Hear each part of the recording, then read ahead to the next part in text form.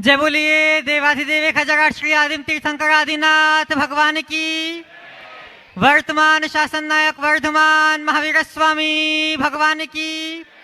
श्रवण कुल तिलक प्रातः स्मरणीय संत शिरोमणि आचार्य भगवान श्री विद्यासागर जी महाराज की। परंपराचार्य परम पूज्य श्री समय सागर जी महाराज की। परम पूज्य गुणायतन प्रणेता प्रखर वक्ता भावना योग प्रवर्तक शंका समाधान प्रवर्तक गुरुवर श्री प्रमाण सागर जी महाराज की। परम पूज्य मुनिवर श्री निर्वेक सागर जी संधान सागर जी महाराज की। समस्त मुनि संघ की। शंका समाधान के आज के इस सत्र में आप सभी का हार्दिक अभिनंदन। इससे पूर्व कि हम आज के इस सत्र को प्रारंभ करें, चलते हैं गुरु चरणों में और होते हैं नत इस भाव से कि हमारा जीवन भी बन सके समुन्नत। सभी लोग हाथ जोड़ेंगे, मस्तक झुकाएंगे और मेरे साथ बोलेंगे, हे गुरुदेव नमोस्तु नमोस्तु नमोस्तु। आज के इस सत्र को प्रारंभ करें उसके लिए हम सभी चलते हैं परम पूज्य मुनिवर श्री संधान सागर जी महाराज के चरणों में और निवेदन करते हैं कि हे महाराज श्री, आपके माध्यम से पूज्य गुरुदेव के मुख से शंका समाधान की गंगा प्रवाहित हो। नमोस्तु नमोस्तु नमोस्तु। अतिशय क्षेत्र जामनेर आप सबका चहेता और आदिम तीर्थंकर आदिनाथ भगवान का यह क्षेत्र बहुत अच्छा लगा यहाँ पर, और आज गुरुवर के साथ में यहाँ पर आने का सौभाग्य प्राप्त हुआ। आज का शंका समाधान अपन प्रारंभ करें।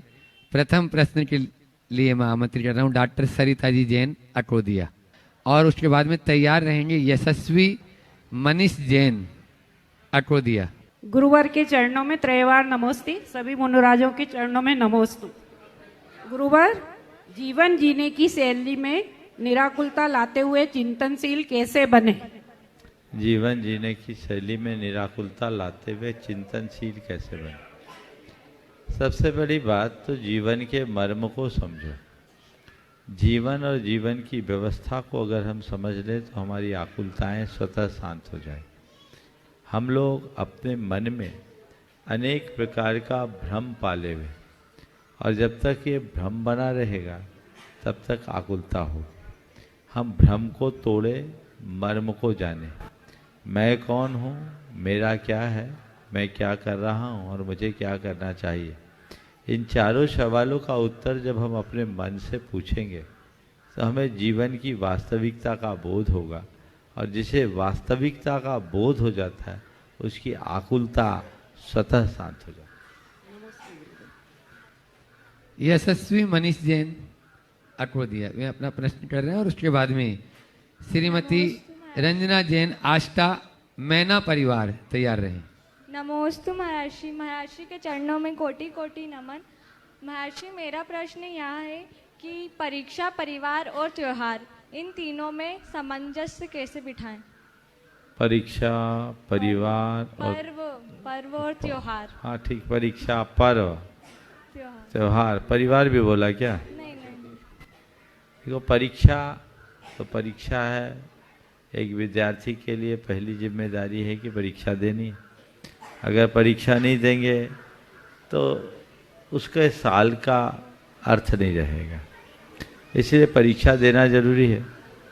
अब विडंबना यह है कि प्रायः पर्व त्योहारों के दिन ही परीक्षाएं रख दी जाती हैं। समाज को इसके लिए एक अभियान चलाना चाहिए। विगत दिनों चलाया तो गया, लेकिन वो उतना प्रगाढ़ और मजबूत अभियान नहीं रहा। सरकार से कहा जाए कि कम से कम हमारे 10 लक्षण के दिनों में बच्चों के पेपर ना हो, पर्वों को ध्यान में रख करके करो। प्राइवेट स्कूलों में है और भी कई जगह होता है, तो इसे रोका जा सकता है, संपर्क करके जोड़ा जा सकता है। अब फिर भी दोनों चीज़ें एक साथ पड़ जाए तो आप परीक्षा भी दो और पर्व त्यौहार भी मनाओ। उसमें अपनी दिनचर्या को व्यवस्थित कर लें और अपनी दिनचर्या में से और चीज़ों की कटौती करके आप परीक्षाएं दें। परीक्षा के दिनों में त्यौहार आए तो परीक्षा पर प्रभाव न पड़े, उसके लिए रूटीन के दिनों में अच्छी पढ़ाई करें। रोज़ पढ़ने वाले के लिए कभी भी परीक्षा ले लो, उसका हर दिन परीक्षा है और वो हर दिन सफल होता है। तो मन लगा करके पढ़े तो परीक्षा का अलग से कोई दबाव नहीं होगा। अब स्कूल भी जाना है, परीक्षा भी देनी है और हमें मंदिर में पूजा पाठ भी करना है, पर्व त्यौहार भी मनाना है, तो स्कूल 24 घंटे के लिए तो नहीं जाते ना। सुबह नहीं जा पाए तो शाम को जाकर कराए। स्कूल की टाइमिंग को आगे पीछे करके हम अपने पर्व त्यौहार का भी आनंद ले सकते हैं। यही एक बीच का रास्ता है। नमोस्तु महर्षि। श्रीमती रंजना जैन आष्टा मैना परिवार। अनाया अंकुर जैन सुजालपुर तैयार रहे। गुरुदेव के चरणों में मेरा कोटि कोटि नमन, कोटि कोटि नमन, कोटि कोटि नमन। गुरुवर, मेरा प्रश्न है कि जो भी हम पाप या पुण्य, जो भी कार्य हम करते हैं, तो वो हमारे कर्मों से मिलता है कि कुछ हमारे पुरुषार्थ से हमें गलत भी हो जाता है, अच्छा भी हो जाता है? आप इसका समाधान करके। देखिए, हम जो भी पुण्य पाप करते हैं वो हमारा कृत्य है, और हमारा जो कृत्य है वह केवल कर्मजन संस्कार से है, ऐसा नहीं। हम जो कुछ करते हैं उसमें कर्मों की भूमिका होती है, इसमें कोई संशय नहीं। पर कर्मों की भूमिका के साथ साथ हमारी खुद की बुद्धि भी उसमें काम करती है, और हमारी बुद्धि द्रव्यक्षेत्र काल भाव से प्रभावित होती है, और द्रव्यक्षेत्र काल भाव से कर्म भी प्रभावित होते हैं।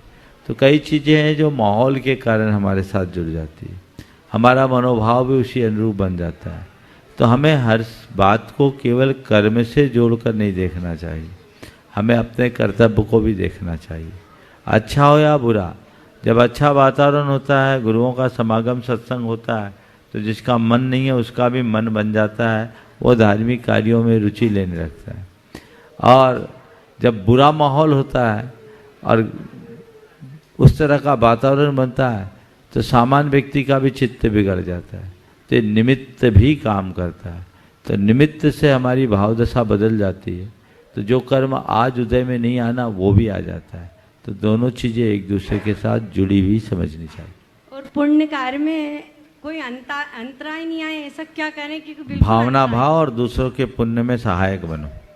नमोस्तु गुरुदेव। नमो अनाया अंकुर जैन सुजालपुर, और उसके बाद में श्रेणिक जैन अकोदिया मंडी तैयार रहे। बोलो बेटा। थोड़ा समय को बचाएं, बोलो। नमोस्तु महाराज जी, मेरा प्रश्न यह है कि हमारे जीवन में गुरु का क्या महत्व है? हमारे जीवन में गुरु का वही स्थान है जो किसी नाव को खेने में खेवटिया का, नाविक का। समझ गए? ऐसी नदी हो जो बहुत बड़ी हो और इसमें भंवर उठते हों, तो उसको पार लगाने वाला कौन होगा? नाविक होगा ना। जैसे नाविक नाव को पार लगाते हैं, वैसे लगाता है, वैसे ही गुरु हमारी नैया पार लगा। चलिए, श्रेणी जी जैन अकोदिया मंडी। इनके तो परिवार के 2-3 प्रश्न हैं मुझे लगता है, लेकिन एक प्रश्न आपको अवसर मिलेगा भी, पूरे परिवार को नहीं। अक्षत जैन सिलवानी तैयार रहे। हमें गुरुवर, हमें ये बताने की कृपा करें कि आदिनाथ निर्वाण महोत्सव पर हम क्या कर सकते हैं जिससे संपूर्ण विश्व में यह संदेश जाए कि जैन धर्म महावीर भगवान से नहीं अपितु अनादिकाल से सनातन है, और इस युग में आदिनाथ भगवान प्रथम युग प्रवर्तक है। देखिए, आज का दिन बड़ा ही महत्वपूर्ण दिन है। भगवान ऋषभ देव का निर्वाण महोत्सव का दिन। हम लोग भगवान महावीर की जन्म जयंती और भगवान महावीर का निर्वाण उत्सव तो हर वर्ष मनाते हैं, लेकिन सारे संसार को इस बात को बताने के लिए ही ऋषभ देव निर्वाण महोत्सव धूमधाम से मनाने की परिपाटी चली। ये बात सत्य है कि जैन धर्म के आद्य प्रवर्तक भगवान ऋषभ देव, और ये पूरी तरह से प्रमाणित भी है। समस्त ऐतिहासिक आधार पर ये बात मान्य कर ली गई है। हम किसी भी व्यक्ति के या किसी भी परंपरा के इतिहास को जानने के लिए 3 सिरों पर विचार करते हैं: साहित्य, अभिलेख और पुरातत्व। साहित्यिक दृष्टि से भगवान ऋषभदेव का उल्लेख सभी प्राचीन साहित्यों में मिलता है, जिसमें वैदिक साहित्यों में ऋग्वेद है, अथर्ववेद, यजुर्वेद, सामवेद में भी है, और पौराणिक ग्रंथों में भी भागवत, वराह पुराण, कूर्म पुराण, मार्कंडेय पुराण आदि अनेक पुराण ग्रंथों में भी भगवान ऋषभदेव का उल्लेख मिलता है। अनेक बौद्ध ग्रंथों में भी भगवान ऋषभदेव का उल्लेख मिलता है। बौद्ध ग्रंथ दाढ़ा वंशों और महावग्ग में उसहम पौरम वीरम आदि शब्दों का प्रयोग किया है। तो साहित्यिक अभिलेखों से भगवान ऋषभदेव की प्राचीनता प्रमाणित होती है। अकेले ऋग्वेद की 141 ऋचाओं में भगवान ऋषभदेव का स्तुति परक उल्लेख मिलता है। वैदिक ग्रंथों में ऐसा भी लिखा गया है कि अष्टषष्टिषु तीर्थेषु यात्रायाम यत् फलम भवेत् श्री आदिनाथस्य देवस्य स्मरण मात्रे नापि तद्भवेत्। 68 तीर्थों की यात्रा का जो फल मिलता है, वैदिक परंपरा में 68 तीर्थ माने जाते हैं, 68 तीर्थों की यात्रा का जो फल मिलता है वो आदिनाथ भगवान के स्मरण मात्र से प्राप्त हो जाता है। ये आदिनाथ भगवान की महिमा है, क्योंकि वे इस युग के प्रजापति रहे, हम सब के लिए मार्गदर्शक रहे। उन्होंने हमारे जीवन के निर्वाह से लेकर निर्वाण तक का मार्ग बताया। हमें चाहिए कि हम भगवान ऋषभदेव के व्यक्तित्व और कृतित्व को, उनके जीवन दर्शन को आम जनों तक पहुंचाएं और ये बताए कि भगवान ऋषभदेव ही भारतीय संस्कृति के पुरोधा रहे। वे जैन धर्म के आद्य प्रवर्तक के रूप में माने जाते। अनेक भारतीय और पाश्चात्य विद्वानों ने भी इस विषय में अपनी सम्मति परक अभिमत को प्रकट किया है।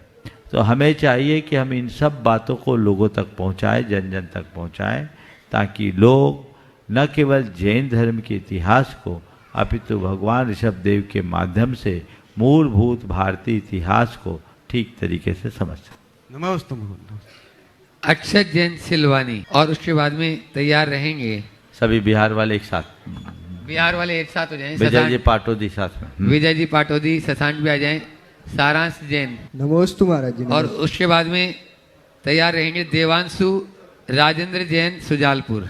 चुल्लक जियों को इच्छा है महाराज जी। इन पंक्तियों के द्वारा मेरा प्रश्न, गुण बड़े एक से एक प्रखर, गुण बड़े एक से एक प्रखर है छिपे मानवों के भीतर, जैसे मेहंदी में लाली हो, वर्तिका बीच उजियाली हो, बत्ती जो न जलाता है रोशनी वह न पाता है। तो महाराज जी हम अपने भीतर छुपे गुणों को कैसे पहचाने और उनको कैसे उभारें? बहुत अच्छा सवाल।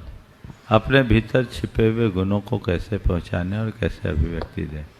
मेहंदी की तरह रचने की कला सीख लो और बाती की तरह जलने की क्षमता विकसित कर लो, सारे व्यक्तित्व उभर जाएंगे। समझ गए जी मैम। मेहंदी क्या है? रचती है। क्यों रचती है? आपने कभी सोचा? मेहंदी तो सबने रचाई होगी, नहीं रची तो रचने की तैयारी चल रही होगी, लेकिन मेहंदी क्यों रचती है? कभी सोचा? हाँ, उसका गुण, उसका गुण क्यों है? मेहंदी में ये गुण क्यों है कि रचे? क्योंकि वह सबके अवगुण से अपने आप को बचाती है और अपना गुण देती है। हाथ में मेहंदी केवल इसलिए रचती है कि मेहंदी अपना अंश देती है, हाथ का अंश नहीं लेती। यदि हाथ का अंश लेने लगे तो मेहंदी नहीं रचे। ऐसे कहते देह परस्ते हो या पावन, संसार की पवित्रतम वस्तु भी शरीर के संसर्ग से अपवित्र हो जाती। जिस शरीर से गंगा का पवित्र जल भी गंदा जल बन जाता है, वही उसी शरीर पर मेहंदी आकर रच जाती है, क्योंकि वो अपना देती है, लेती नहीं है। जिस दिन तुम अपने भीतर ये क्षमता विकसित कर लोगे कि मुझे केवल देना है, लेना नहीं, तुम भी रच जाओगे। समझ गए? बाती में ज्योति प्रकट होती है, क्योंकि वो जलने के लिए तैयार होती है। जलने का मतलब है खुद को खपाने के लिए तैयार होना। और मैं कहता हूं वही कुछ पाता है जो खुद को खपाता है। कुछ पाना है तो खुद को खपाना होगा, खुद को खपाए बिना कुछ पाना असंभव। तो अपने गुणों को विकसित करना चाहते हो तो ये दोनों गुण अपना लो, जीवन धन्य हो जाएगा। मैं चाहूँगा एक बार इस पूरे टीम से, बाकी लोग तो सब इधर उधर हैं, विजय जी पाटोदी के नेतृत्व में ये जो चल रहे इनका जोरदार अभिनंदन करें। बंधुओं, ये पाटोदी परिवार पूरे चातुर्मास के मुख्य यजमान रहे और इस बार हमारे चातुर्मास में कोई एक ही कलश था जो मुख्य यजमान ने कराया। 9 रत्नों ने मिलकर पूरा चातुर्मास संपन्न कराया, जिसमें मुख्य यजमान ये पाटोदी परिवार, और 6 महीने हो गए अभी तक इनने अपना धंधा नहीं देखा, आज भी लगे हुए हैं। ऐसे व्यक्ति का जोरदार जोरदार अभिनंदन। नमोस्तु महाराज। देवांशु राजेंद्र जी जैन सुजालपुर, नमोस्तु वे अपना महाराज। प्रश्न करें और उसके बाद में आज भोपाल टीम अपने पास में यहाँ पर उपस्थित है, मनोज जी बाजा के नेतृत्व में सभी तैयार रहेंगे। नमोस्तु महाराज जी। महाराज जी, हम युवाओं की किसी भी चीज में स्थिरता नहीं रहती, तो हम अपनी स्थिरता को बढ़ाने के लिए क्या करें? देखो, स्थिरता नहीं रहती तो स्थिरता बढ़ाने के लिए क्या करें? सबसे पहली बात, अपना लक्ष्य बनाओ। जब तक हम ठोस लक्ष्य नहीं बनाते तब तक स्थिरता नहीं आती। तो अपना लक्ष्य ठोस बनाना है, क्या करना है, ध्येय बनाइए। लक्ष्य बनाने के बाद लक्ष्य को पाने के लिए संकल्प लें, लक्ष्य प्राप्ति का संकल्प। फिर तीसरी बात, उस लक्ष्य की उपलब्धि के लिए सक्रियता रखें, तत्परता दिखाएं। और चौथी बात, उसी लक्ष्य में समर्पित हो जाएं तो आप में स्थिरता अपने आप आएगी। समझिए। ओ नमोस्तु महाराज। बंधुओं, जैसा कि आप लोगों को विदित है कि ये कदम भोपाल की ओर बढ़ रहे हैं और जहां 3 नौ वेदियों सहित 3 मंजिला 3 सीटर युक्त उत्तंड जिनालय व टीटी नगर तैयार हो गया। और वही नहीं, आसपास टीम में इधर आ जाएंगे, यहाँ के तो है ही, अभी भोपाल वालों के साथ में भी शामिल हो जाएंगे। हुकुम चंद जी, खली चुन्नी और भी भोपाल से बहुत सारे लोग यहाँ पर उपस्थित हैं आज अतिशय क्षेत्र जामनेर में। वे अपना निवेदन और प्रश्न, रविंद्र जी पत्रकार जी भी हैं और मनोज जी बागा करेंगे। नमोस्तु महाराज जी, नमोस्तु महाराज जी, नमोस्तु महाराज जी। इच्छामी चोलक जी महाराज जी के चरणों में। महाराज जी, ये भोपाल का नहीं पूरे मध्य प्रदेश का सौभाग्य है कि आपके चरण राजधानी की तरफ बढ़ रहे हैं, और राजधानी में जो आता है वो पूरे मध्य प्रदेश का होता है महाराज जी, केवल भोपाल का नहीं। तो आप मध्य प्रदेश की राजधानी पहुंच रहे हैं, और एक डबल सौभाग्य है कि आचार्य भगवान का जो पहला समाधि दिवस है वो आपके सानिध्य में मनाने का हमें सौभाग्य मिलेगा। महाराज जी, हमने वहाँ प्रयास किया था कि कहाँ मनाएं, क्योंकि मंदिर के आंगन में तो प्रवचन बहुत होते हैं, हम चाहते हैं किसी सार्वजनिक स्थान पे हों। तो उसके लिए हमारे माननीय सांसद आलोक शर्मा जी ने सारे दरवाजे खोल दिए महाराज जी। विधानसभा के प्रमुख सचिव का अभी फोन आया है कि आप बताइए कब करना है। विधानसभा के अंदर आचार के करने के लिए उन्होंने सहमति दे दी। विधानसभा के स्पीकर का फोन आ गया है कि कैसे करना है, आप आ जाइए, टीम हमारी तैयार है, बैठ के बात कर लें। दूसरा, हमारा संस्कृति विभाग का सबसे बड़ा प्रांगण है रविंद्र भवन, वहां के प्रबंधक का कहना है कि आप बता दीजिए क्या क्या व्यवस्था करना है। और तीसरा, यदि आप जानते हो, राजभवन के सामने जो अंतर्राष्ट्रीय मिंटो हॉल जिसके नाम से जानता है सभागृह है, वहां के प्रबंधक ने भी दरवाजे खोल दिए हैं। अब गुरुदेव, आपका संकेत की आवश्यकता है कि हमें कहाँ आचार का मनाना है, क्योंकि हम भोपाल का नहीं मनाना चाहते, हम चाहते हैं पूरे देश भर के लोग हों और एक ऐसा संदेश आचार्य जी के समाधि दिवस पर जाए भोपाल से जो सभी लाभान्वित हों। महाराज जी, दूसरा सवाल मेरा ये है, ये तो मैंने जानकारी दी है, सवाल ये है कि पूरे देश के लोगों को, आचार्य श्री जैन नहीं थे, जन जन के संत थे, आज आपके माध्यम से और इस शंका समाधान के माध्यम से हम चाहते हैं कि 6 तारीख को आचार्य श्री के भक्तों को, चाहे वो मुस्लिम हो, हिंदू हो, जैन हो, उन्हें 6 तारीख कैसे मनाना चाहिए। कई लोग रो रहे हैं, कई वियोग में हैं आज भी महाराज जी। ये 365 दिन पूरे होने वाले हैं, आंसूबंद नहीं हो रहे बहुत से लोगों के, रोज याद करते हैं आचार्य श्री को। आज ही द्रौपदी माता जी का मैंने प्रवचन सुना तो मैं भोजन करते समय पूरे समय रोता रहा बैठ के, माता जी कैसे याद कर रही थी। तो हम तो इंसान है महाराज जी, निश्चित तौर पे वियोग आज भी है। मैं चाहता हूं शंका समाधान के जरिए आप देश के लोगों को बताएं कि हम 6 तारीख कैसे मनाएं। देखिए, अभी रविंद्र जी ने अपनी बात की, गुरुदेव के समाधि दिवस को मनाने के लिए सभी लालायित हैं और लालायित होना स्वाभाविक है। आपने वहाँ के सांसद आलोक शर्मा का उल्लेख किया, वो पूरी तरह उत्कंठित हैं। स्वयं मुख्यमंत्री जी ने भी मेरे पास जब अभी उज्जैन में आए थे तो इस बात के लिए अपनी भावना व्यक्त की। और मैं तो चाहूँगा जब सब तरीके से करा जा रहा है तो बैठ के विचार कर ले, और विधानसभा में यदि ये कार्यक्रम हो तो इससे उत्तम बात और क्या होगी। और ये कार्यक्रम शासकीय स्तर पर हो, जिसका एक अपना परिणाम हो, क्योंकि परम पूज्य गुरुदेव जैन आचार्य थे, पर वे केवल जैन संत नहीं, वे लोक संत थे, वे जन जन के संत। उन्हें हमें लोक संत के रूप में देखना चाहिए, और मैंने हमेशा उन्हें उसी रूप में देखा है, और जनता ने भी उन्हें इसी रूप में देखा है। इसलिए आचार्य महाराज के समाधि दिवस को मनाने का जहाँ तक सवाल है, आप लोग बोलते हैं कि उनका वियोग हो गया। मैं कहता हूँ उनका वियोग कभी हो ही नहीं सकता। वो हम सबके हृदय में बसे, वियोग कैसे होगा? बोलो, आपके हृदय में आचार्य गुरुदेव बसे हैं कि नहीं बसे? बोलो, सबके हृदय में बसे। तो जिनको हमने अपने हृदय में बसा रखा है, वो हमसे दूर कैसे जा सकते हैं? इसलिए हल्की बातें छोड़िए। महान आत्माएं भौतिक रूप से नहीं, तात्विक रूप से रहती है, और तात्विक रूप से जब वो हृदय में बसती है तो अमर बन जाती है। जो भौतिक होता है वो मरता है, और जो तात्विक होता है वो अमर होता है। गुरुदेव भौतिक व्यक्ति नहीं, तात्विक तत्व स्वरूप थे, जो हर व्यक्ति के हृदय में। और ऐसी विभूतियां शताब्दियों के बाद आती है। हम सबके सौभाग्य से ऐसी विभूति का आविर्भाव हुआ, और वे यहां से प्रयाण किए हैं, और उनका प्रयाण हम सब के लिए आज जैसे हमने आदिनाथ भगवान का निर्वाण मनाया, हमारे तो आदिनाथ वही थे, हमारे महावीर वही थे, हमारे लिए ये उनका प्रयाण निर्वाण है। हमें वही उल्लास होना चाहिए, वही उमंग होना चाहिए। उनको अपने हृदय में हमने स्थापित किया है। मैं पूरे देश की जनता से कहता हूं, देश क्या पूरे विश्व की। कल ही मेरे पास समाचार आया बैंकॉक से कि गुरुदेव हम लोग 6 तारीख को कैसे मनाएं। वहां भी मना रहे हैं। सारे संसार में जहां जहां अपने हृदय में गुरुदेव को विराजमान करने वाले लोग हैं, वो दिन आचार्य विद्यासागर के नाम समर्पित करें, उनके व्यक्तित्व और कृतित्व से लोगों को लाभान्वित करें।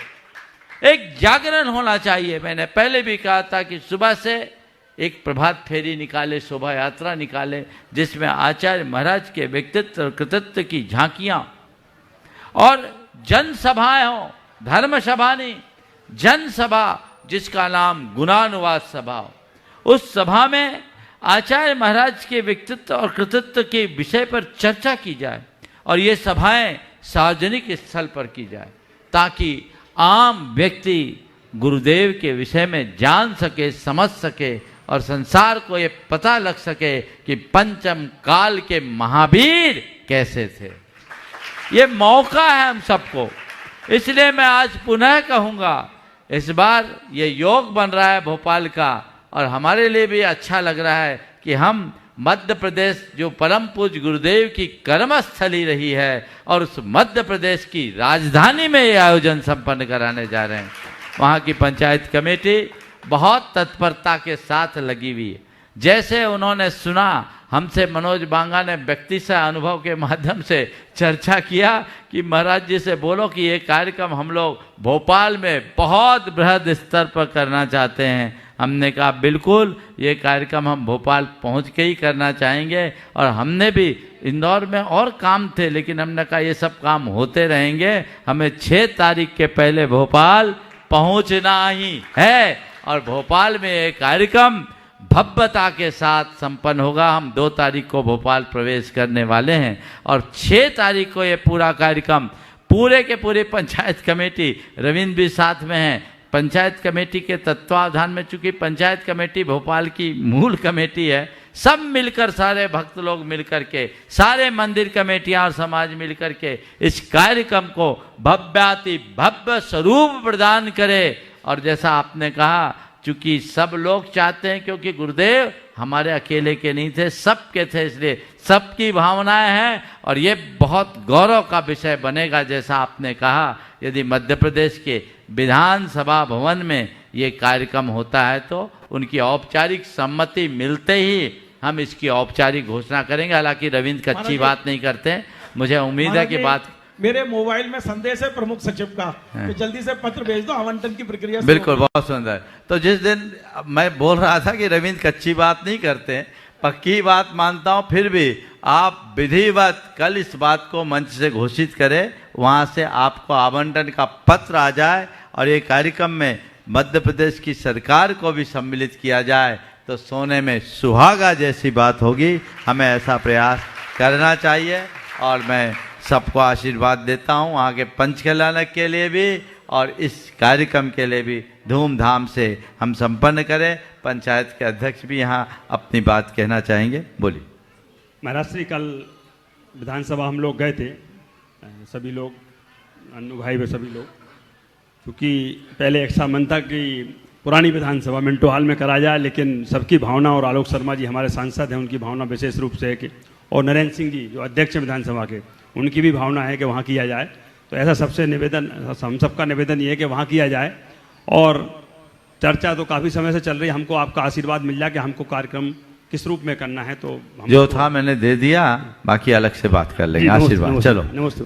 हो गया। अभिजीत, अभिराज जो विद्योदय के अध्यक्ष हैं वे अपना प्रश्न कर रहे हैं गुरु जी से निवेदन के रूप में, और उसके बाद में एकता जैन सुजालपुर तैयार रहेंगे। पूज्य मुनि श्री के चरणों में त्रिवार नमोस्तु, विराजमान मुझी के चरणों में त्रिवार नमोस्तु। इच्छामी महाराज श्री। महाराज श्री विद्योदय जैन युवा महासंघ भोपाल की एक संस्था है जिसमें सैकड़ों युवा जो हैं सदस्य के रूप में शामिल हैं, और उन पूरे विद्योदय परिवार की ओर से आपके चरणों में बारंबार नमोस्तु महाराज श्री। महाराज श्री, कुछ दिनों से ये कार्यक्रम जो 6 तारीख का कार्यक्रम होना था आचार्य श्री के समाधि दिवस, प्रथम समाधि दिवस के लिए, तो होना है, उसके लिए विद्योदय जैन युवा महासंघ की एक भावना थी कि एक निश्चित समय में पूरे भोपाल के साथ पूरे भारतवर्ष में सभी जगह प्रभात फेरी के रूप में या शाम के समय एक निश्चित समय पर सभी लोग एक साथ उस महोत्सव के रूप में मनाएं उसको।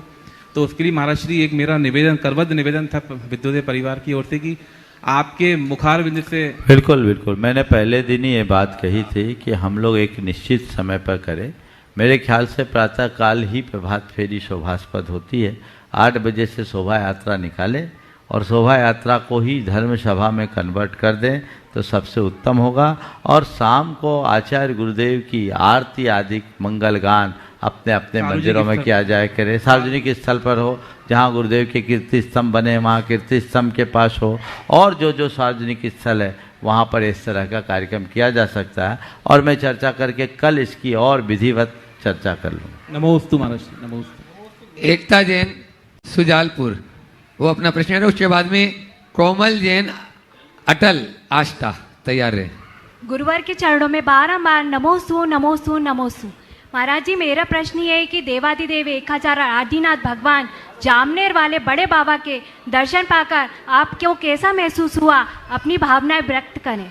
ओ देखो, मैं तो पहली बार यहाँ आया और आने के बाद जो मुझे अनुभव हुआ बोल दूं।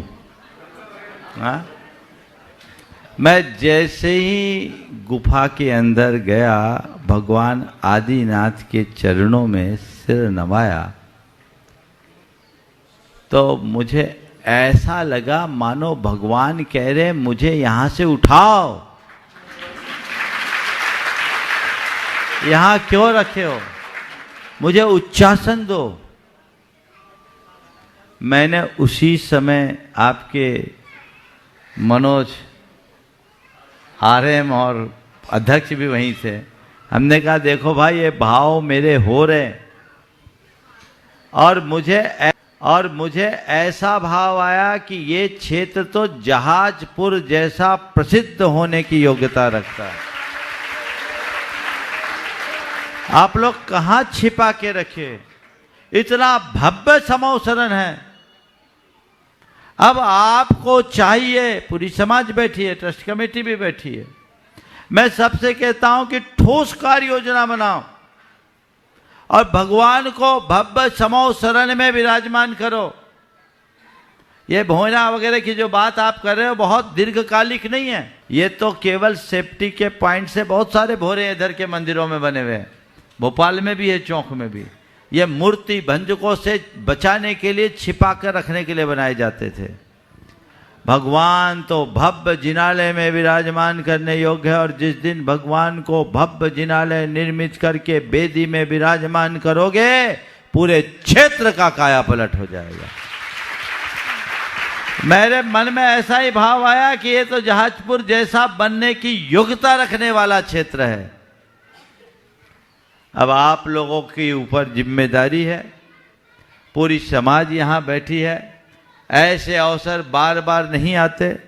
समाज यदि चाहे तत्परता से काम करे, आगे बढ़े, तो हम लोगों का आशीर्वाद है। डरने की बात नहीं। मनोज ने कहा महाराज आप कहें करेंगे तो करेगा कौन? हम बोले हमारे बाल बच्चे नहीं, हम सब कर देंगे। तय तुम्हें करना, तुम लोग डरते हो, तुम लोग घबराहट होती है। ध्यान रखना, अच्छे काम का कभी बुरा परिणाम नहीं हो सकता। हम अच्छे भाव से अगर कोई अच्छा काम करते हैं तो उसका अच्छा परिणाम आता है। क्योंकि अभी हमारी व्यस्तता है, लेकिन फिर भी यहाँ की कमेटी यहाँ है। आप लोग सोचो, समाज सोचे, निर्णय ले। मैं ये कह सकता हूँ कि ये क्षेत्र पुकार पुकार के कह रहा है कि हमारा उद्धार करो, आगे बढ़ाओ। आपके पूर्वजों ने जिस परिस्थिति में इस क्षेत्र का रखरखाव करके यहाँ तक पहुँचाया, वो बहुत सराहनीय है। उन सब के प्रति आप लोगों को आभार प्रकट करना चाहिए। लेकिन अब आपके पास पर्याप्त संसाधन है, सारी सुविधाएं हैं। आपको चाहिए कि आप इसी तरीके से योजना बनाएं, समाज एकता और एकजुटता के साथ काम करे तो बहुत अच्छे परिणाम आ सकते हैं। अभी भी मैं जब नीचे गया, महाराज जी थे, हमने कहा महाराज देखो फिर एक ही भाव आ रहे हैं। दर्शन करने के लिए मैं नीचे गया था, मैंने कहा महाराज देखो यही भाव आ रहे हैं। महाराज ने भी कहा ऐसे ही हमें भी लग रहा है। अब आप लोगों को लगे तो आप जानो, हमने तो अपनी बात आपसे बता दी। ये असाधारण जिनालय है, कोई छोटा मोटा नहीं है। यहाँ जो बिंब विराजमान है इनका अपना प्रभाव है। सब परमार कालीन जिन प्रतिमाएं हैं, जिनके संरक्षण में लगभग आप लोग 1000 सालों से अपना धर्म आराधन करते आ रहे हैं। आपको अवसर आया है तो ऐसे अवसर का लाभ आप सबको उठाना चाहिए। कमेटी सामने है, कमेटी बहुत ऐसे तो तत्पर दिख रही है। अब इस कार्य में क्या तत्परता दिखाती है वे जाने। नमोस्तु महाराज जी, नमोस्तु। कोमल जैन अटल आस्था, और उसके बाद में तैयार रहेंगे प्रीति जयेश जैन सुजालपुर। महाराज जी नमोस्तु नमोस्तु नमोस्तु। महाराज जी मेरा प्रश्न थोड़ा धर्म से अलग हटके राजनीति से संबंधित है। महाराज जी पंडित अटल बिहारी वाजपेयी जी की विचारधारा से प्रभावित होकर मैं 1990 से सक्रिय राजनीति में कर रहा हूँ, लेकिन आज की राजनीति के परिवेश में बहुत घुटन सी महसूस हो रही है। तो महाराज जी मेरा मार्गदर्शन करें। नमोस्तु नमो। देखिए, राजनीति के परिवेश में अगर घुटन है और इस घुटन से प्रभावित होकर दूर हो जाओगे तो और घुटन बढ़ेगी। अच्छे लोगों को राजनीति में रहना चाहिए। अगर अच्छे लोग हट जाएंगे तो राजनीति गंदी हो जाएगी। इसलिए अच्छे लोग निष्ठापूर्वक करें, संघर्ष करें, चुनौती मान। प्रीति जयेश जैन सुजालपुर और सारांश जैन इंदौर तैयार रहे। महाराज श्री के चरणों में तिरवार नमोस्तु नमोस्तु नमोस्तु। महाराज श्री मेरी जिज्ञासा यह है कि क्या सच्चे देव शास्त्र गुरु पर श्रद्धा, सप्त व्यसनों का त्याग और अष्टमूल गुणों का पालन ये काफ़ी है क्या पुनर्जन्म में जैन कुल पाने के लिए? और नहीं तो हमें ऐसे क्या कर्म करना चाहिए कि हमें पुनर्जन्म के बाद जैन कुल ही मिले? देखिए, अष्टमूल गुणों का पालन, देवशास्त्र गुरु की श्रद्धा और सप्त व्यसन के त्याग से जीवन का बीमा तो हो जाता है, लेकिन ये सबसे प्राइमरी पॉलिसी है, समझ गए? अगर हम और अच्छी पॉलिसी लेना चाहते हैं तो रत्नत्रय को धारण करें, और रत्नत्रय को धारण करने वाले को पुनर्जन्म में जैन कुल तो मिलेगा ही, जिन बनने का भी सौभाग्य प्राप्त होगा। ऐसा प्रयास। नमोस्तु महाराज। सारांश जी जैन तिलक नगर इंदौर, और उसके बाद में सचिन जी जैन अध्यक्ष पद्मावती पुरवाल क्षेत्रीय समिति सुजालपुर तैयार हैं। नमोस्तु महाराज जी, हम सभी इंदौर के युवा भाइयों की तरफ से बारंबार नमोस्तु। महाराज जी मेरा प्रश्न है, हम सभी युवा भाई व्यवसाय, जॉब और स्टडी के साथ गुरुओं के आहार विहार में कैसे मैनेज कर पाएँ, जिससे हम हर चीज़ में अपना 100% योगदान दे सकें। देखो, एक छात्र होने के नाते अध्ययन को अपनी प्राथमिकता तो रखनी पड़ती, और उसके साथ गुरुओं के आहार विहार में सम्मिलित होना भी कोई बड़ी बात नहीं है। हो सकते हैं, बशर्ते आप अपने समय का सदुपयोग करें। इधर उधर के कार्यों में अपना समय गंवाए बिना अगर हम पारमार्थिक कार्यों में लगते हैं तो हमारे सारे कार्य संपन्न हो सकते हैं। समझ गए? इसलिए उसको हम ध्यान में रखें और अपनी पढ़ाई को अच्छे से करें। अगर स्कूल कॉलेज छूटता है तो घर में मेहनत डबल कर लें, दोनों तरफ से हो जाए, धर्म क्षेत्र में भी आगे बढ़े और पढ़ाई में भी पिछड़ने से बचे। नमोस्तु महाराज जी। सचिन जी जैन, अध्यक्ष पद्मावती पुरवाल क्षेत्रीय समिति सुजालपुर, और उसके बाद में पीयूष जी जैन आष्टा तैयार रहे।